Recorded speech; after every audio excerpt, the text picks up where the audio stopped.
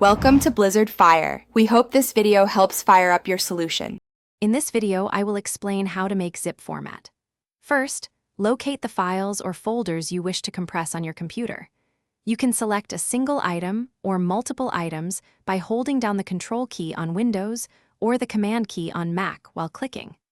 This process helps organize your data efficiently and prepares it for sharing or storage, reducing overall file size significantly. For Windows users, after selecting your files, right-click on any of the highlighted items. From the context menu that appears, hover over Send To, then click on Compressed Zipped folder.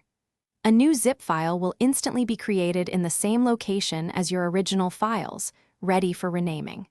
This method is quick and built right into the operating system. Mac users have a similarly straightforward process. Once you've selected all the files or folders you want to zip, simply right-click on one of them. In the drop-down menu, select Compress Items.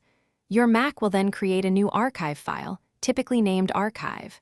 Zip in the same folder. This keeps your workspace tidy and your files easily accessible. After creating your zip file, it's a good practice to rename it to something descriptive, like Project Documents. Zip for easy identification. To access the contents of a zip file, simply double-click it. Your operating system will automatically extract the files into a new folder. Remember to check that you have enough disk space before unzipping large archives. Thanks for watching. If you found this helpful, don't forget to like and subscribe.